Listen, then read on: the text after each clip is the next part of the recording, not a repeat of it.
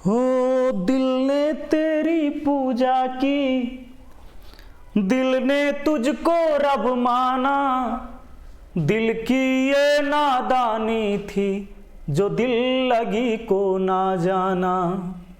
जब चोट लगी तो ये जाना झूठा था हर अफसाना। अरे जा बेवफा जा, मुझे प्यार नहीं करना। हेलो दोस्तों, आप सभी का स्वागत है आपके अपने YouTube चैनल मैथ मस्ती पर। दोस्तों मैं हूं विपिन यादव और चलिए आज हम पढ़ने वाले हैं प्रॉफिट एंड लॉस के कुछ खतरनाक सवाल और उसके ज़बरदस्त ट्रिक। सवाल कुछ ऐसा कि दोस्तों आपको एग्जाम में देखने को मिलेगा कि इस तरह के सवाल पूछे जाएंगे। 3 कुर्सियाँ और 2 मेज का मूल्य 700 रुपया है, 5 कुर्सी और 3 मेज का मूल्य 1100 रुपये है, तो 1 कुर्सी और 2 मेज का मूल्य कितना होगा। तो ऐसे सवाल को झटपट कैसे बनाना है तो इस पर हम बात करेंगे। देखिए ये सवाल रेलवे के एग्जाम में कितने बार पूछे गए हैं, मत पूछिए कि कितने बार पूछे गए हैं, आप खुद देख सकते हैं। सुनिए, तो आज हम जो है ये सवाल, पहला सवाल बाद में करेंगे, पहले आते हम यहाँ से। तो यहाँ से आते हैं तो देखिए यहाँ से हम कुछ सीखने वाले हैं कि बनाना कैसे है इसको, ठीक है। तो इसको बनाना ऐसे है दोस्तों।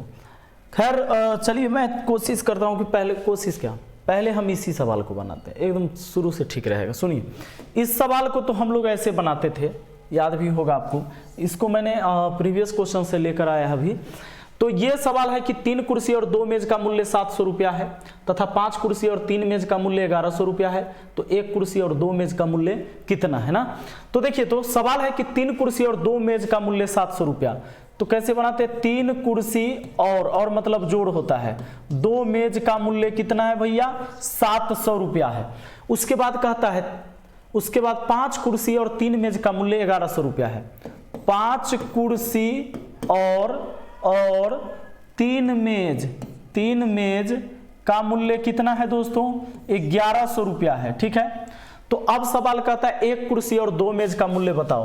पूछता है हम लोगों से कि 1 कुर्सी और 2 मेज का मूल्य कितना होगा, जरा बता दो।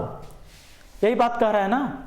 तो एक काम करते हैं, सुनिए, देखिए कभी कभी समीकरण ऐसा सेट होगा, वो तो खटाक से बन जाएगा। सवाल ऐसा ही रहेगा जैसे ई 2 यहां रहेगा, आई 3 यहां रहे।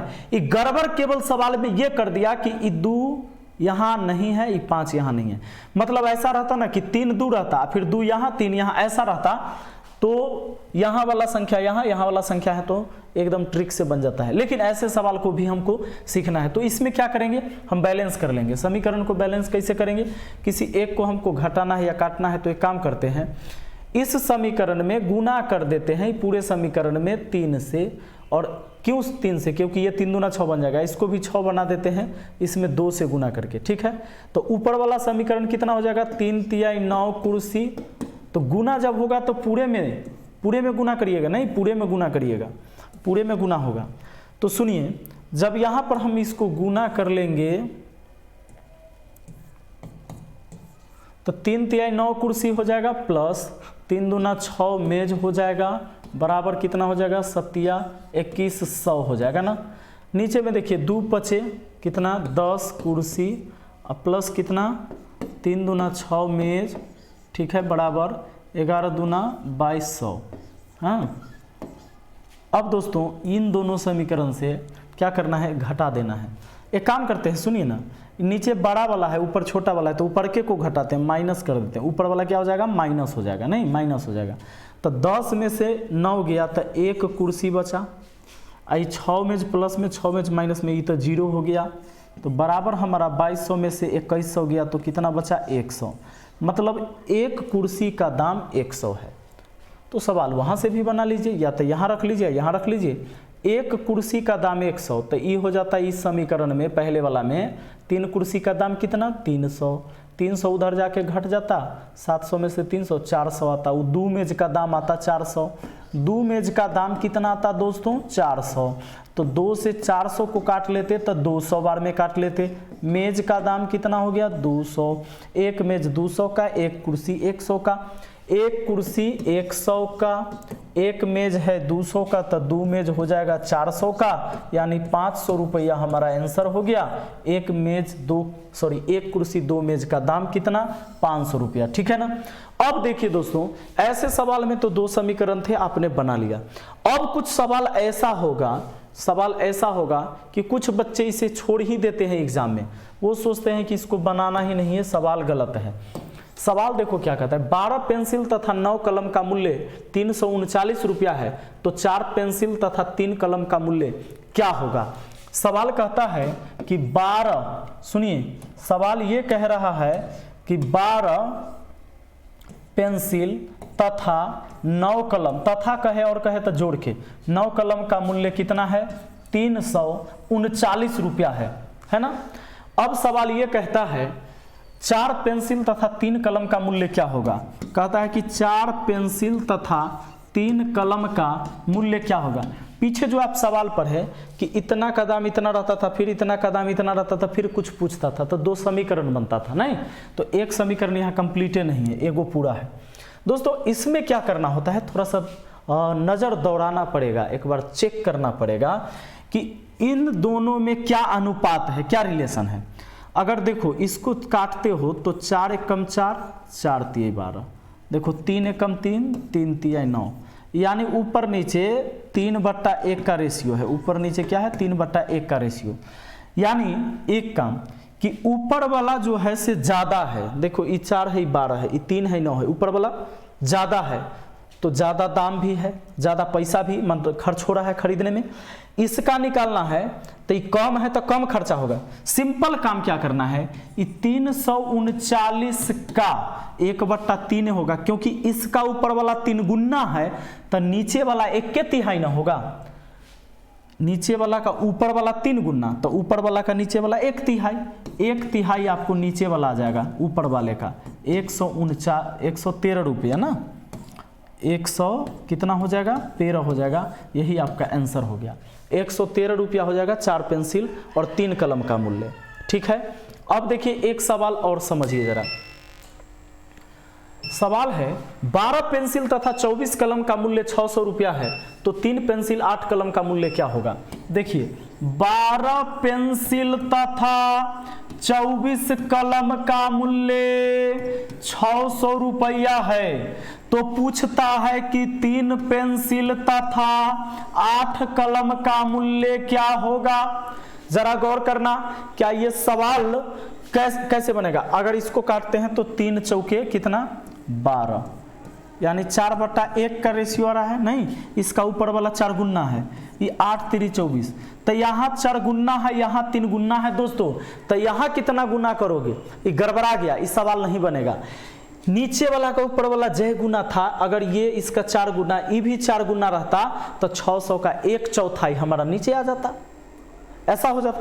ये सवाल नहीं बनेगा क्योंकि यहाँ का रेशियो कुछ है, यहाँ का रेशियो कुछ है, ये कटा 4 बार में, ये कटा 3 बार में, तो ये नहीं बनेगा।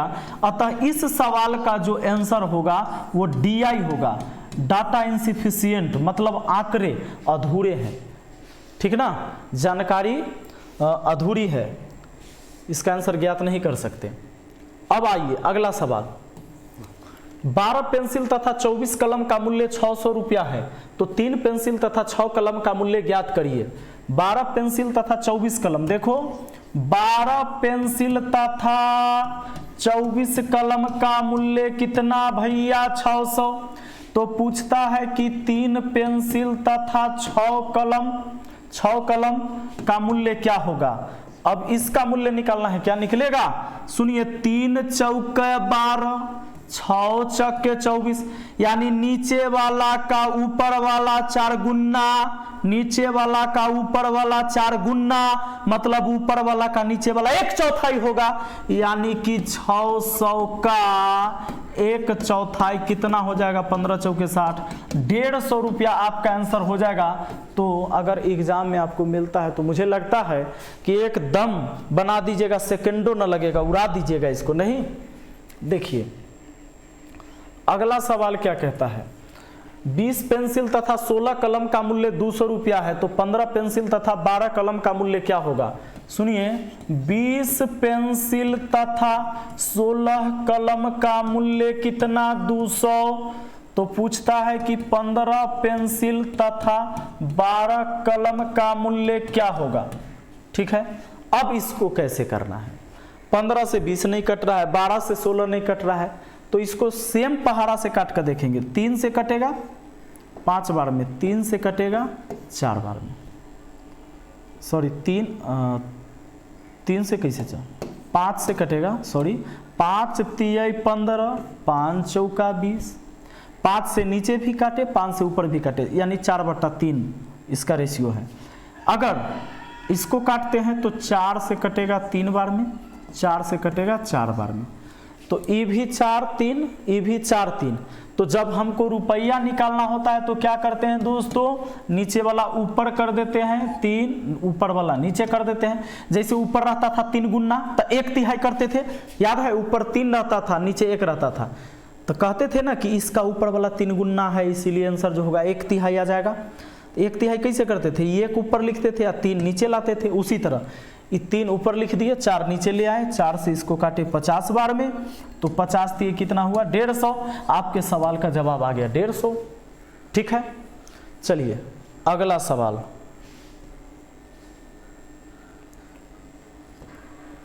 प्रश्न कहता है 17 पेंसिल तथा 14 कलम का मूल्य 164 रुपया है, 14 पेंसिल तथा 17 कलम का मूल्य 146 रुपया है, तो 3 पेंसिल का मूल्य बताइए। सुनिए, 17 गो पेंसिल प्लस 14 गो कलम का मूल्य है 164 रुपया, और 14 पेंसिल तथा 17 कलम का मूल्य है 146 रुपया। तो 3 पेंसिल का दाम पूछा गया है। ठीक, अब आइए, तो 3 पेंसिल का दाम पूछा गया है। देखो, अभी सबसे पहला सवाल पढ़े थे जिसमें चेंज था, लेकिन यहाँ 17 14 फिर 14 17 का कहानी है। संख्या क्या हो रहा है? इस 17 यहाँ आ गया, इस 14 यहाँ आ गया। ऐसे सवाल में ना दोस्तों कुछ नहीं करना, 2 गो काम में करना है। एक बार जोड़ देना, तो 17 और 14 कितना हो जाएगा? 31 पेंसिल हो जाएगा, और 14 17 कितना हो जाएगा? 31 कलम हो जाएगा। अब बराबर इसको जोड़ के लिख दीजिए, 6 4 10, 6 4 10, 1 11, 1 1 2 1 3, 310। तो एक काम किए, जोड़ के इतना लिख लिए, एक बार घटा के लिखिए। 17 में से 14 गया 3 पेंसिल, 14 में से 17 गया, तो इसको माइनस में कहिएगा, 3 कलम बराबर कितना हो गया भैया? इसको घटा दीजिए तो 18। अब यहाँ 31 कॉमन हो गया, तो पेंसिल प्लस कलम, पेंसिल प्लस कलम बराबर 310। 31 से ही कट गया 10 बार में, यानी P प्लस K का मान आपका आ गया 10। यहाँ 3 कॉमन आ गया, तो P माइनस K का मान कितना हो जाएगा? देखिए 18, 3 6 के 18, P माइनस K बराबर हो गया 6। अब आपको जब भी 2 संख्याओं का योग और 2 संख्या का अंतर पता है, तो बड़ी संख्या इसमें देखिए P प्लस K में, P माइनस K में, यहाँ से पता चला कि बड़ी है, बड़ी में से छोटी घटा तब नहीं प्लस में है 6। सुनिए, तब P का मान अगर निकालना हो तो सिंपल है, इसका जोड़ के 2 से भाग, 10 6 16, 16 को 2 से भाग कितना? 8। 1 पेंसिल का दाम 8, 3 पेंसिल का दाम कितना? 8 3 24 हो जाएगा। ये आपका आंसर हो गया। लेकिन इसी में 1 कलम का दाम निकालना होता तो ऐसे करते, P प्लस K का मान पता है, P माइनस K का मान पता है। जब भी 2 संख्या का योग और 2 संख्या का अंतर पता हो, छोटी संख्या निकालना हो, तो घटा के 2 से भाग। 10 में से 6 घटा 4, 4 के 2 से भाग 2, 1 कलम का दाम 2 रुपया। दोस्तों, इस सवाल को बनाने के लिए अब आप शॉर्टकट तरीका अपनाइए। इसका तरीका जैसे 17 पेंसिल 14 कलम का मूल्य कितना है? 164। फिर आपको 14 पेंसिल 17 कलम का दाम कितना? 146 रुपये। आपको खटाक से क्या करना है कि 17 14 फिर 14 17 संख्या ऐसा दिख रहा है, जैसे 3 5 रहता फिर 5 3 रहता, ऐसे रहता ना, तो निश्चित है 17 14 31 हुआ ना, तो सीधा लिखिए 31 और P प्लस K का मान, अब बराबर आ जाएगा ये कितना आपका जो जोड़ के आ गया 310। दूसरा काम, इसमें अंतर देख लीजिए 3 आ रहा है तो 3 कॉमन लिखकर p माइनस के लिख दीजिए, जितना अंतर आ रहा है उतने कॉमने होगा, तो बराबर ये हो गया आपका 18। 3 6 के 18 कटा, 31 से 10 बार में कटा। अब p प्लस के का मान 10, p माइनस के का मान 6। आपको p का मान निकालना है तो बड़ी संख्या है यहाँ पर p, तो 10 6 16, 16 को 2 से भाग 8। छोटी संख्या निकालना हो तो घटा के 10 में से 6 गया 4, 4 को 2 से भाग, ठीक ना। एक पेंसिल का दाम 8 है, 3 पेंसिल पूछा है, 8 3 24 हो जाएगा।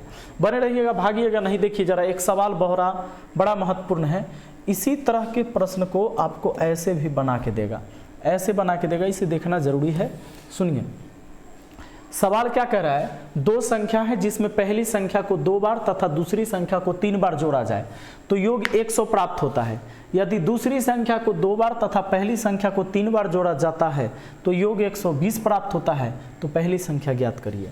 चलिए पहली संख्या x, दूसरी संख्या y मान लेते हैं। पहला बार में कहा कि दो संख्या है जिसमें पहली संख्या को 2 बार, तो इस संख्या को 2 बार जोड़ेंगे तो 2x हो जाएगा, मतलब x प्लस x 2x होगा कि नहीं। अच्छा, और दूसरी संख्या को 3 बार, अब इसको y प्लस y 3 बार करिएगा तो 3y हो जाएगा। कहता है पहली संख्या को 2 बार और दूसरी संख्या को 3 बार जोड़ा जाएगा तो योग आ जाएगा कितना 100। अब देखिए उसी संख्या के बारे में चर्चा कर रहा है, उसी संख्या के बारे में कि यदि दूसरी संख्या को 2 बार, ये दूसरी संख्या को 2 बार, उसके बाद कहता है कि पहली संख्या को 3 बार, पहली संख्या को 3 बार जोड़ा जाएगा तो योगफल 120 आएगा। अब बताइए जरा, दो को काम हमको इसमें करना है, क्यों करना है सुनिए। ये 2 यहाँ आ गया, 3 यहाँ आ गया, मतलब 2 3 था, फिर 3 2 हो गया। ऐसे सवाल को खटाक से बना सकते हो। कैसे बना सकते हो, देखो फटाक से एकदम। कैसे, तो भैया ये जोड़ के कितना होता है 5 होता है, तब 5 लिख दीजिए कॉमन में, x प्लस वाई, अब बराबर में लिख दीजिए 220 आ गया। एक बार यहाँ घटा लीजिए, तो घटावे में क्या है, इसका अंतर 1 का रहा है ना, तो कुछ एक के गो कॉमन होगा, एक कॉमन होगा, तो कॉमन कुछ करे की जरूरी नहीं है, x माइनस वाई, और घटा के कितना हो जाएगा 20, ऐसे लिख दीजिए। अब 5 से काट दीजिएगा इसको तो कितना 5 चौके 20, 5 चौके 20, 44 बार में x प्लस वाई का मान आया आपका 44 और x माइनस वाई का मान है 20। दोस्तों x बड़ा है y छोटा है, तभी ना घट के प्लस में 20 आया है। अगर आपको पहली संख्या या बड़ी संख्या कहता है तो x का मान निकालना है, और उसका सिंपल तरीका है कि x प्लस वाई का यानी दोनों संख्या का योग पता है, दोनों संख्या का अंतर पता है। इसको हम ऐसे हल करते हैं कि बड़ी संख्या निकालना है तो दोनों को जोड़ के 2 से भाग, 44 और 20 होता है 64, 64 को 2 से भाग देंगे तो 32, ठीक है। और अगर छोटी संख्या निकालना है तो घटा के 2 से भाग, 44 में से 20 गया 24, 24 को 2 से भाग दिए तो 12, हमारा आंसर आ गया। तो x का मान 32, y का मान 12, बड़ी संख्या 32, छोटी संख्या 12। मुझे उम्मीद है कि आपको अच्छा लगा होगा ये वीडियो। अच्छा लगा है ज़रूर बताइएगा। मिलते हैं फिर अगली वीडियो में। Thank you, best of luck.